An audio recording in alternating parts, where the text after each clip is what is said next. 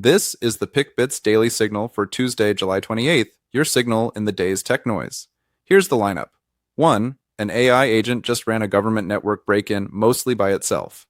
2. If you have ever shared a Claude chat, it may have spent the weekend sitting in Google search. 3. An EMT got fired for switching off cameras filming patients in the back of an ambulance, and she is suing for $800,000. And 4. On the brighter side, a boy with a rare epilepsy walked on his own after doctors built a medicine for his exact DNA. Let's get into it.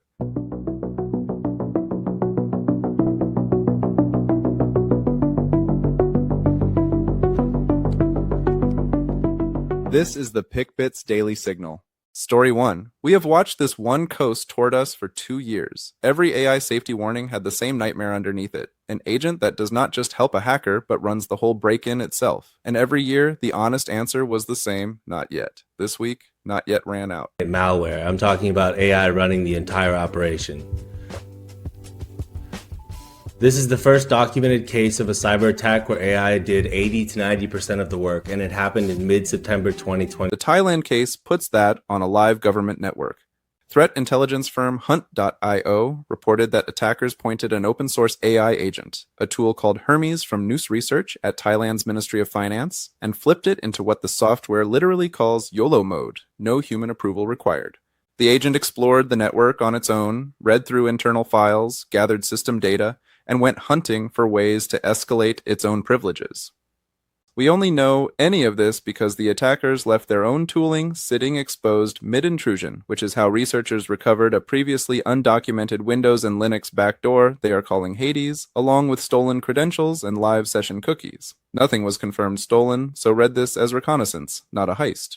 Here's why it should still land for anyone who defends a network. The intruder in your logs might not be a person at all. Detection tuned to catch a tired human on a keyboard is not tuned to catch a process that never sleeps and never fat fingers a command. The same agent framework your team is piloting for support tickets points both directions. So the question I would put in writing this week is plain: can our people actually tell an automated intruder from a human one? And what is our policy on letting these agents run unsupervised against anything that matters? Send this to whoever runs your security team. Story 2. Some of the most private things people ever typed into Claude spent the weekend sitting in public Google search results. If you have ever hit share on a Claude chat, that should stop you cold. Over the weekend, people found shared Anthropic Claude conversations turning up in ordinary Google and Bing results, and Reddit users found them by just searching Google. Turned hundreds of publicly accessible Claude conversations. Reports said some of those shared chats contained private company documents, health records, and even the names and phone numbers of... The cause is almost boring. Claude's share feature spins up a public web page, and those pages went out without the one line of code, a no-index tag, that tells a search engine to stay away. A share button quietly became a publish button, and this is not the first time an AI chat tool's share links have quietly fed private conversations into a search engine, which is what makes it inexcusable rather than surprising. Anthropic says the links only surface if a user posted them somewhere public, and by Monday the results were gone. That is the fix, not the lesson. Nobody hits share on a medical record expecting Google to read it back to a stranger. Here is the missing step, and the good news is the lever is in your hands, not theirs. Open Claude, go to Settings, then Privacy, then Shared Chats, and revoke anything you do not want the whole internet to hold. Do that today, and send it to anyone who pastes real life into one of these things. Story 3. If you are the person who signs off on cameras at your company, here is the exact way that decision turns into a lawsuit. In Portland, a EMT named Brittany Martin says her ambulance company, Metro West, ran cameras in the back of the rig that recorded patients, video, and audio without ever asking them.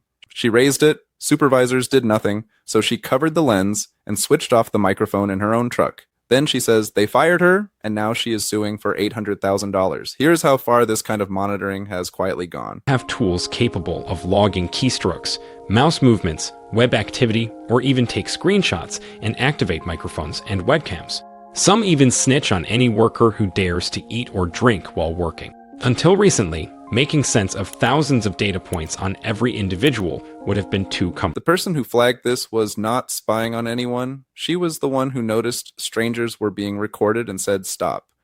Recording a patient who never agreed is the whole problem. Detection and consent are not the same thing, and an employer who confuses them is buying a courtroom. The worker who caught it is the one who got shown the door. Before your own cameras go live, 2 questions decide whether you become Metro West. 1 is recording third parties without consent actually legal in every state you operate in. 2, when a worker raises a privacy objection, do you read that as a compliance signal or a discipline problem? Get both answered in writing, and send this to whoever owns your monitoring policy. Story 4, and this is the note the day earns.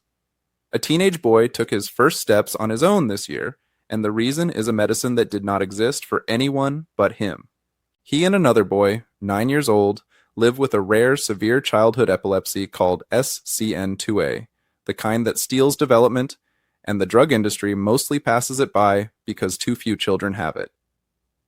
Doctors at UC San Diego and Rady Children's Institute for Genomic Medicine did the thing the market does not. They built a treatment aimed at each boy's exact mutation. It works by reading the genome. Errors by decoding a patient's DNA. It just takes one mistake to trigger a genetic disease. The process is called whole genome sequencing, and here at Rady Children's Institute for Genomic Medicine, they're using it to save the lives of babies. 2 boys got something even more specific, an antisense therapy matched to their single mutation, and the results landed in Nature Medicine last week. Seizures fell 26% for one boy and 90% for the other, and the older boy walked independently for the first time. Keep it honest, this is 2 children in one study, not a cure you can ask your own doctor for yet.